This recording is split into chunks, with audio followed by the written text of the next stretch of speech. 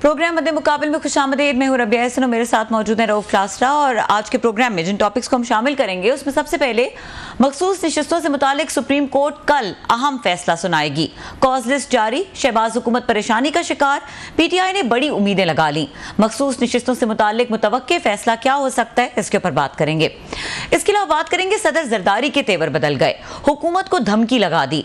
IMF कर्ज अवाम के लिए इम्तहान, सदर जरदारी ने नून लीग हुकूमत को नाकाम करार दे दिया। पार्टी रहनुमाओं ने सदर जरदारी को मरियम नवाज की शिकायतें लगा दी। सदर जरदारी ने हुकूमत गिराने की धमकी देकर किसे क्या पैगाम दिया, इसके ऊपर बात करेंगे। इसके अलावा बात करेंगे उबूरी जमानत उसका हक नहीं जिसने हुकूमत का तख्ता उलटने की साजिश की।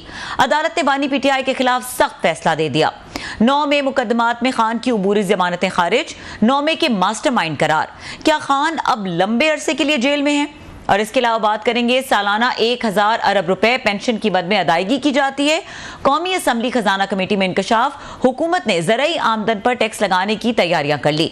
तजारती खसारा 24 अरब डॉलर से बढ़ गया। टैक्स भरमार के बाद IMF से कर्ज मिलने की उम्मीदें बहाल। हुकूमत IMF कर्ज के लिए क्या कुछ करने जा रही है, खजाना कमेटी इजलास की अहम कहानी आपके साथ शेयर करेंगे। और इसके अलावा बात करेंगे पाकिस्तान में अरशद शरीफ का खानदान इंसाफ का ताहाल मुंतजर, जबकि अरशद शरीफ को कीनिया से इंसाफ मिल गया। अरशद शरीफ के कत्ल में मुलव्विस कीनियन पुलिस एहलकार मुजरिम करार। ये अहम टॉपिक्स हैं जिनके ऊपर बात करेंगे।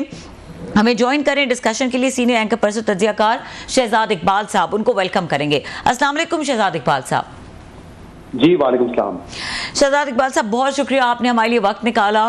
और ऐसे दिन में जब पावर कॉरिडोर्स में बहुत कुछ चल रहा है, आपका तज्जिया हम बहुत पसंद करते हैं, जिस तरह से आप आर्टिकुलेटेड गुफ्तगू करते हैं और जो बात करते हैं वो उसमें वजन होता है। अच्छा शहजाद इकबाल साहब, ये बताइए कि ये जो कल का फैसला है, all eyes are on this decision. अब इसमें एक थोड़ी सी अमेंडमेंट हुई है, कॉज लिस्ट जारी हो गई थी और पहले ये फैसला जो है वो सुबह 9 बजे सुनाया जाना था, 3 रुकनी बेंच ने सुनाया था। अब ये खबर आ रही है कि 12 बजे ये सुनाया जाएगा फैसला और 13 रुकनी बेंच ही सुनाएगा। क्या उम्मीदें रखें इस फैसले से और इसका इम्पैक्ट क्या हो सकता है? बहुत शुक्रिया राबिया और बहुत शुक्रिया रऊफ लासरा साहब। सर देखिए, जो इख्तलाफ हमें बेंच पे नजर आ रहा है इस फैसले को लेके, या इसके अलावा भी जो हमें एक वाज़ेह डिवाइड नजर आ रहा है इस वक्त सुप्रीम कोर्ट में और दूसरी मुख्तलिफ हाई कोर्ट्स में भी, ये जो कॉज लिस्ट वाला मामला है ये उसकी एक मिसाल है। पहले कॉज लिस्ट जारी होती है कि 3 जजेस जो कल एक बेंच है वही आके ऑर्डर ऑफ द डे सुना देगा या जजमेंट दे देगा। रिजर्व सीट केस वाली, उसको अब कुछ ही घंटों में तब्दील कर दिया गया है, क्योंकि ये क्रिटिसिज्म मैं सोशल मीडिया पे तो देख रहा था, लेकिन अब जब ये तब्दील हुआ है और अब पूरा जो फुल बेंच बैठा था वही आके इस फैसले को सुनाएगा, तो इससे लगता है कि शायद ये अंदर से ही कोई शिकवा आया हो कि जिन जजेस ने ये केसेस सुना था उन सबको होना बेंच पे जरूरी है तब ये फैसला सुनाया जाए। तो वो मेरे ख्याल से जो इख्तलाफ है ये वो वाज़ेह है। फैसला मुझे लगता है कि इतना सादा नहीं होगा कि क्या ये सीट SIEC को मिलनी चाहिए या नहीं मिलनी चाहिए, और क्या हुकूमत अपनी मेजॉरिटी बरकरार रखेगी रिजर्व सीट को हासिल करके। मुझे लगता है जिस किस्म से बहस हुई है 3-4 मामला हो सकते हैं और शायद वो एक साथ ही हमें एक जजमेंट में नजर आए, यानी कि एक बहुत ज्यादा स्प्लिट डिसीजन होगा। क्योंकि देखिए जो बहस हुई उससे हमें अंदाजा हुआ है कि एक पॉइंट ऑफ व्यू ये आ रहा था कि क्या ये सुन्नी इत्तेहाद काउंसिल को रिजर्व सीट मिल सकती है। फिर एक ये भी बहस सामने आई जिसमें कहा गया कि अगर PTI उस वक्त एक सियासी जमात थी और इंटरप्रिटेशन गलत हुई है इलेक्शन कमीशन की जानिब से 13 जनवरी के सुप्रीम कोर्ट के फैसले की, तो फिर क्या इसको रिवर्स करके ये सीट क्या तहरीक इंसाफ को दे देनी चाहिए। तो एक तो ये मामला है, इन दोनों सूरतों में तहरीक इंसाफ मुतमईन होगी कि या सुन्नी इत्तेहाद काउंसिल को मिल जाए या PTI को मिल जाए। फिर एक मामला है कि क्या जो प्रोपोर्शनेट नुमाइंदगी है उसके बियॉन्ड जाके ये हुकूमती इत्तेहाद को सीटें दी जाएं, वो जो मामला है उसको क्या बरकरार रखा जाए। एक ये मेरे ख्याल से ऑप्शन हो सकता है। और फिर एक मामला ये कि सीटें किसी को भी नहीं दी जाए। तो मुझे लगता है ये जो फैसला है ये इन 4 जो मैंने आपको ऑप्शंस बताए उसमें जो है मुमकिन तौर पे ये आपको बटा हुआ नजर आए। बट एक बात जो हमने इसमें देखी है जिसकी शुरुआत चीफ जस्टिस काजी फाइज ईसा साहब ने की थी कि जब ये कहा गया कि सिंबल नहीं था तो PTI इलेक्शन कैसे लड़ती और इसीलिए उसको इलेक्शन लड़ने की इजाजत दी गई। तो उस पॉइंट पे काजी फाइज ईसा साहब ने कहा था कि मैंने अपनी जजमेंट में कभी ये नहीं कहा कि PTI इलेक्शन नहीं लड़ सकती, हमने सिर्फ सिंबल के हवाले से फैसला दिया था। ECP ने इसको गलत इंटरप्रेट किया है। उसके बाद से अगर आप देखें तो मंसूर अली शाह, जस्टिस अथर मिनुल्लाह साहब, इन 2-3 जजेस ने इस पॉइंट को बार बार रेज भी किया है और इनफैक्ट जो एक अपना इजाफी ऑर्डर लिखा था अतर मंडला साहब ने, उसमें बाकायदा ये कहा था कि बादियों नजर में ईसीपी ने गलत इंटरप्रिटेशन की है सुप्रीम कोर्ट के 13 जनवरी वाले फैसले की। अगर अक्सरियत जो है इस बात पर कंसेंसस रखती है कि ये गलत इंटरप्रिटेशन है, तो फिर क्या होगा? क्या रिवर्स में जाके ये सीट सुन्नी इत्तेहाद काउंसिल को दी जाएंगी या पीटीआई को दी जाएंगी? मुझे लगता है कि इसके करीब करीब फैसला हो सकता है अगर अक्सरियत ये देखती है कि इंटरप्रिटेशन गलत होगी। 12 जो भी है, मुझे लगता है कि 3-4 किस्म की कल इसमें बातें आनी है और उस पर अब देखते हैं कि स्प्लिट जो है वो किस तरीके से होगा। अजय शहजाद, आपका बहुत शुक्रिया सर, आपने ज्वाइन किया। अभी जैसे आप उनको कोर्ट कर रहे हैं काजी फैज़ ईसा साहब को, कि उन्होंने भी कहा, दीगर जजेस ने भी, कि उनकी ये फैसले की ये इंटरप्रिटेशन ठीक नहीं की गई, तो ये तो फिर इंटरप्रिटेशन जो उनके वकील थे इमरान खान साहब के पीटीआई के जो केस लड़ने गए थे, तो फिर उन्होंने भी ठीक नहीं की सर। उन्हें तो समझना चाहिए था कि उन्होंने चीफ जस्टिस साहब ने नहीं रोका, वो फिर इलेक्शन कमीशन को पॉइंट आउट करते। और अगर आके इलेक्शन कमीशन नहीं मान रहा था उनकी, तो उनको दोबारा सुप्रीम कोर्ट जाना चाहिए था, क्लैरिफिकेशन लेनी चाहिए थी। अगर ये फॉल्ट वहाँ पे आई है उन पे, इलेक्शन कमीशन पे, तो इमरान खान साहब को आके अपनी टीम से भी पूछना चाहिए, अपने वकला की टीम से। बड़े बड़े वकील हैं, बड़े बड़े नाम है, फिर वो भी जजमेंट को सही नहीं पढ़ सके सर, उन्हें भी नहीं समझ आई। रऊफ साहब, मैं तो समझता हूँ कि ये रऊफ साहब मैं समझता हूँ इसमें अगर पॉइंट ऑफ व्यू जजमेंट लिखने वाले जस्टिस काजी फैज़ ईसा साहब का ये है, चीफ जस्टिस साहब का, कि मेरी जजमेंट की इंटरप्रिटेशन गलत है, तो मुझे लगता है कि उस जजमेंट में ही इसका हवाला दे देना चाहिए था। देखिए, जब ये केस जारी था इतने दिन तक, तो ये बहस बड़ी आम थी, बल्कि ये कोर्ट रूम में उनके सामने भी हुई कि अगर आप हमें सिंबल नहीं देंगे तो पीटीआई बतौर जमात इलेक्शन नहीं लड़ सकेगी, अगर आप हमें सिंबल नहीं देंगे तो हम रिजर्व सीट नहीं ले सकेंगे, जिसको उन्होंने कहा जब ये मामला आएगा तब टेकअप करेंगे। अगर इतना इबाहम था और आपके सामने ये दरख्वास्त रखी भी जा रही थी, तो जो आपने अपनी जजमेंट दी है, आप सादा सी एक लाइन उसमें लिख सकते थे कि सिंबल पार्टी को नहीं मिल सकता क्योंकि उन्होंने इलेक्शन नहीं करवाए, लेकिन इससे पीटीआई के इलेक्शन लड़ने पे कोई असरात नहीं होंगे। ये आप इंटरप्रिटेशन लिख देते, क्योंकि ये बहस कोर्ट रूम में हो रही थी और क्योंकि इस हवाले से इबाहम था। तो मेरे ख्याल से कोई गलती की गुंजाइश ना इलेक्शन कमीशन के पास रहती, ना आज हम ये बैठ के बात कर रहे होते कि पीटीआई के वकला की क्या पोजीशन होनी चाहिए थी।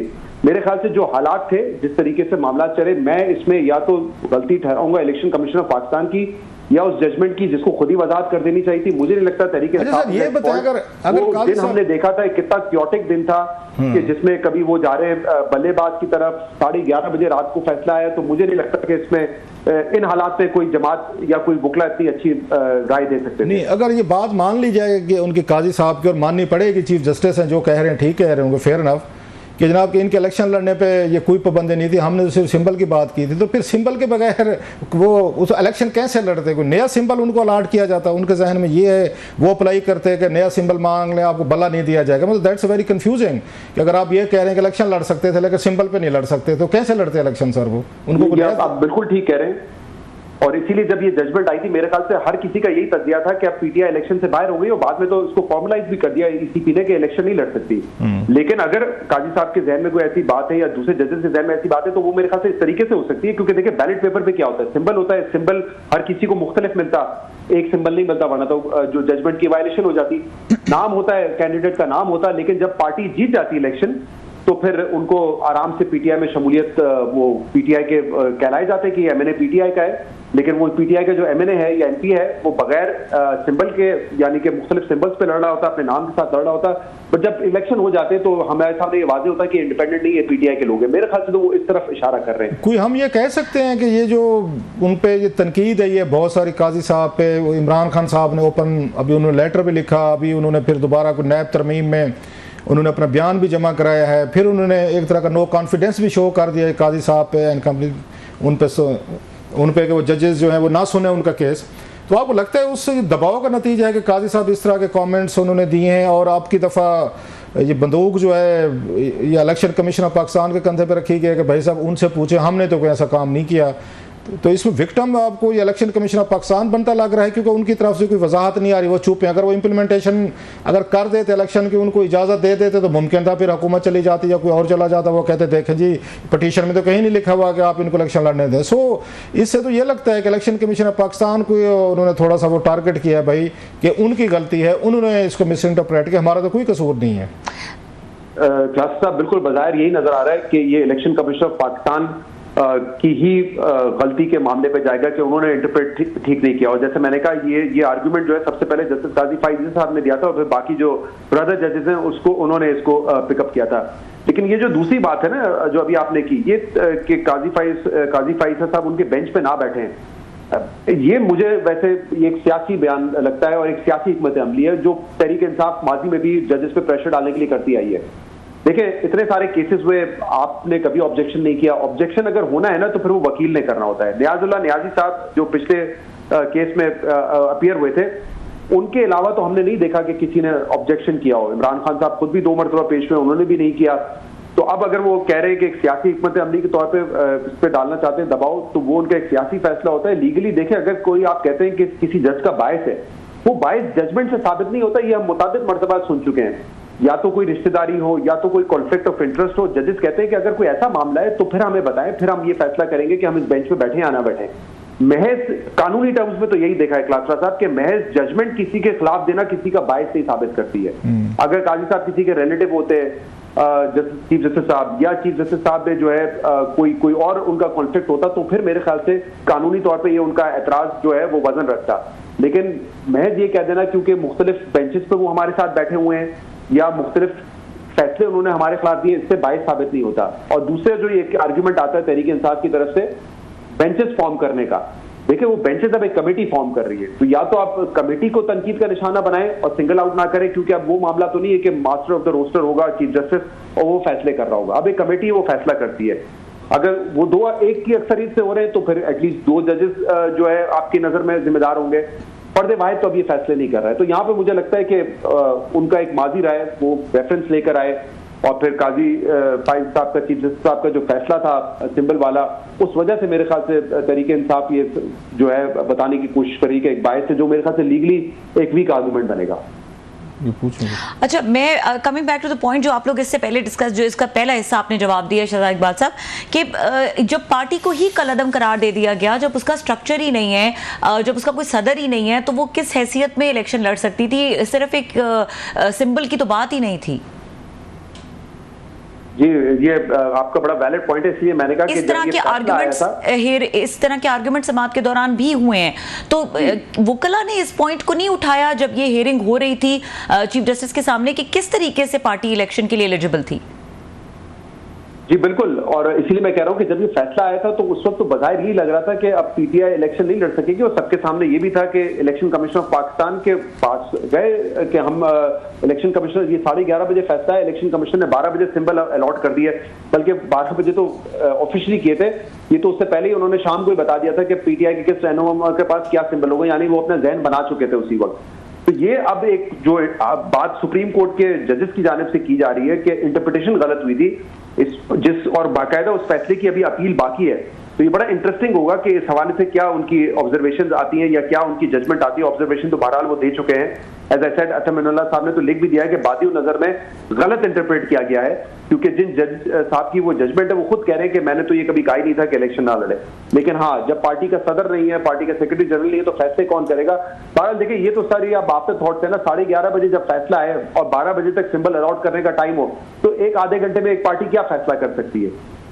तो कल हम ये तवक्को रखें कि इलेक्शन कमीशन ऑफ पाकिस्तान जो है इसको रगड़ा लगाया कि ये सुप्रीम कोर्ट ऑफ पाकिस्तान, अब उनके पास ये ऑप्शन रह गया है अपनी जान छुड़ाने का, कि हमारे पे जो तनकीद आ रही थी कि हमने शायद इलेक्शन नहीं लड़ने दिया, सिंबल वगैरह ले लिए, तो सारे का सारा उस पर डाल दें या इलेक्शन कमीशन ऑफ पाकिस्तान पे डाल दें और उन्हीं को कुर्बानी का बकरा बनाएं। अब तक की तो ये लगता है पिछले कुछ दिनों की प्रोसीडिंग से कि नज़ला सारा इलेक्शन कमीशन ऑफ पाकिस्तान पे गिरने वाला है, और फैसले हालांकि जी हाँ मोहतात अंदाज में तो मैं भी यही कहूंगा, क्योंकि हम प्रेडिक्ट नहीं कर सकते क्या फैसला आएगा, लेकिन जैसे खुद आपने कहा जो हमने पिछली प्रोसीडिंग्स देखी हैं और जो आर्गुमेंट्स हुए हैं, जो सवालात हुए हैं, उससे तो बजाय ये लगता है कि कई जजेस हैं जिनकी राय में ये बात सामने आ सकती है कि इलेक्शन कमीशन ऑफ पाकिस्तान ने इस फैसले को इंटरप्रेट ठीक नहीं किया। लेकिन उसके बाद क्या होगा कि अब पीछे जाके सारे मामला को दोबारा देखा जा सकता है, इलेक्शन तो नहीं हो सकते। तो मेरे ख्याल से जो भी, अगर हम पीछे भी जाएंगे तो पोस्ट इलेक्शन जाएंगे, तहरीक इंसाफ इलेक्शन का हिस्सा नहीं बनी, उसको आप नहीं चेंज कर सकते।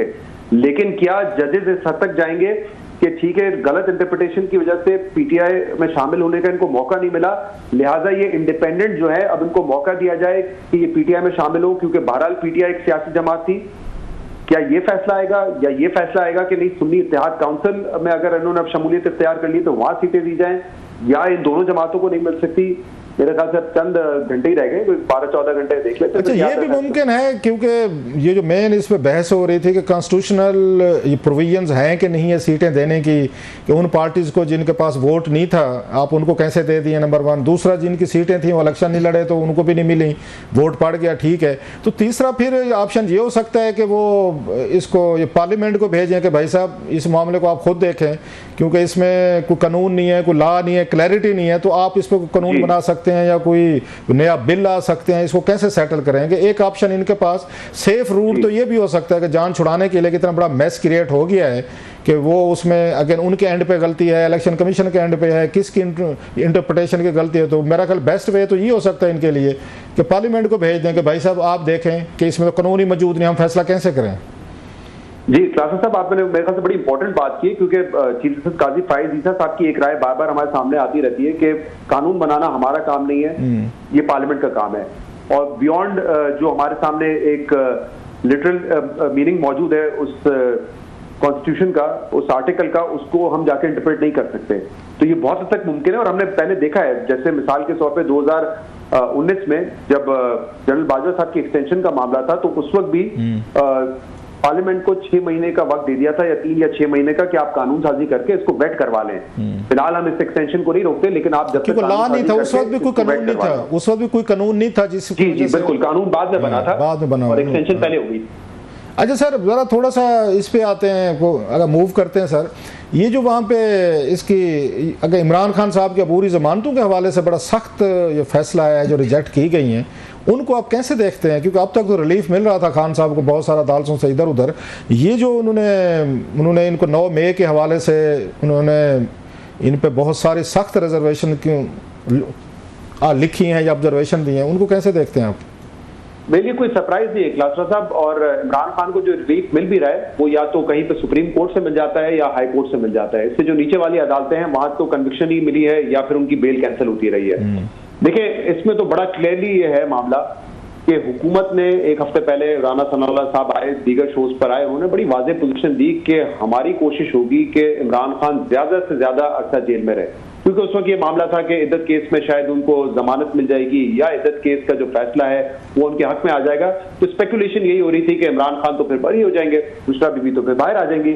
तो राना सनाउल्लाह बड़ा क्लियर थे इस पे कि हुकूमत की कोशिश है कि उनको फंसा के रखे, जितना अर्सा जेल में रखते हैं, क्योंकि उनके बाहर आने से इंतशार होगा, उनके बाहर आने से जो है सियासत में मजीद आप गैर यकीनी देखेंगे, तो उनको हम नहीं निकलने देंगे।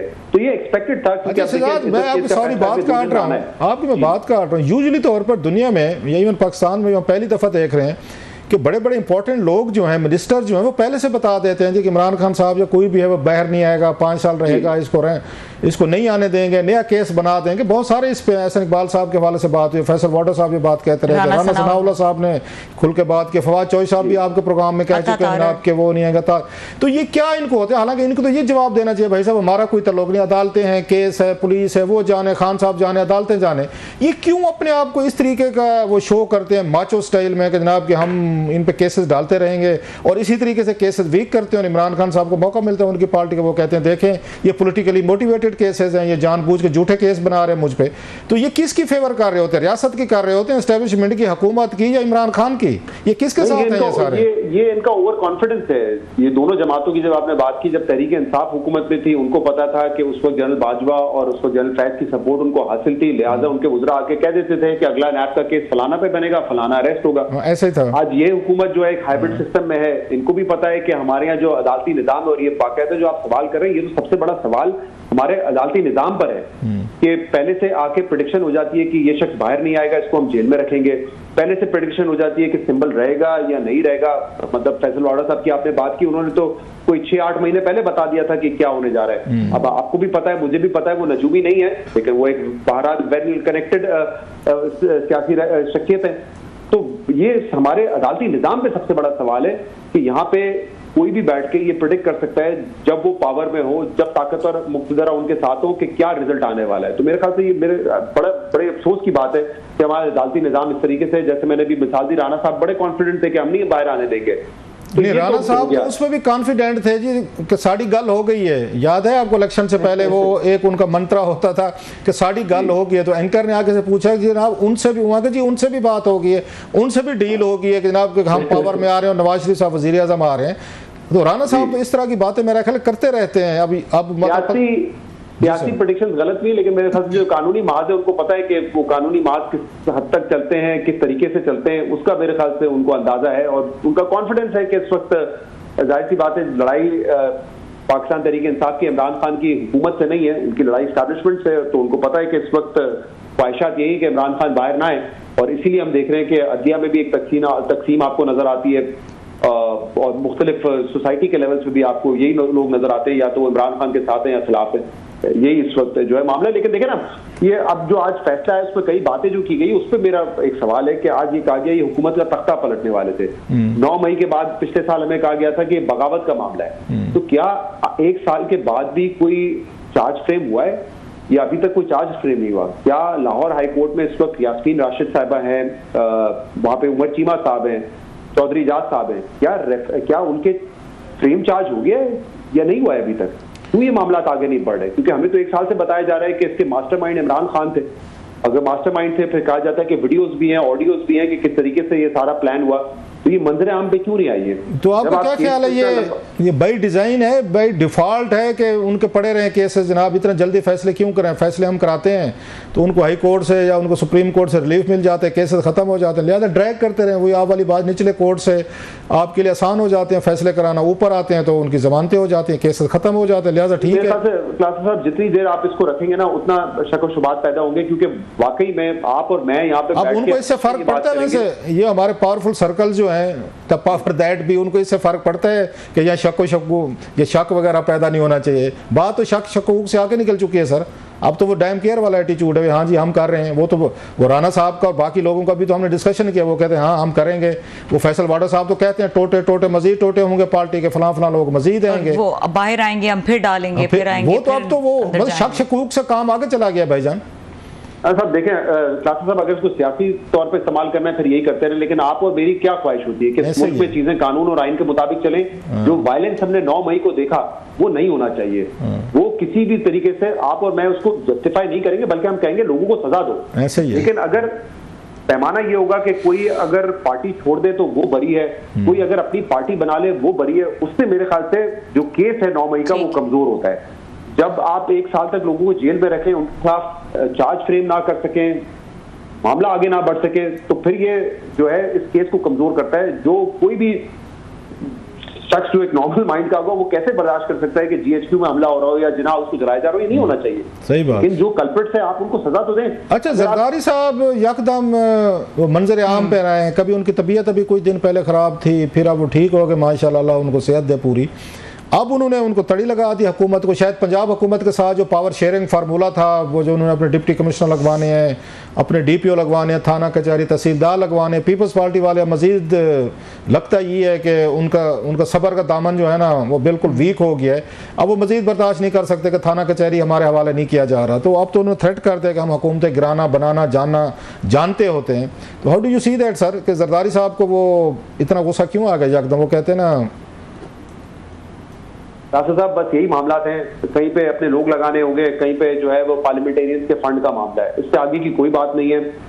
पीपल्स पार्टी ने इलेक्शन से पहले कहा हम नून लीग के साथ हुकूमत नहीं बनाएंगे, इलेक्शन के बाद कहा हम नून लीग के साथ हुकूमत नहीं बनाएंगे। अभी उन्होंने कैबिनेट में तो हिस्सा अपना नहीं डाला है, लेकिन हमें पता है कि इस वक्त हुकूमत जो है वो पीपल्स पार्टी के साथ खड़ी हुई है।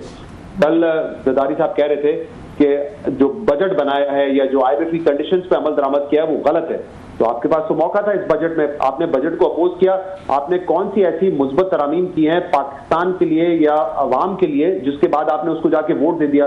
मेरी नजर में तो 1-2 बातें ही सामने आई हैं, या पार्लियामेंटेरियंस के फंड का मामला सामने आया, या आपने जो है बिजनेस क्लास टिकट्स को 25 से लेके 30 कर दिया, तफरी जो किराया था उसको आपने 10 से 25 कर दिया। इसके अलावा कौन सी तरमीम कर रही है पीपल्स पार्टी ने? तो मेरे ख्याल से पीपल्स पार्टी कहीं नहीं जा रही है।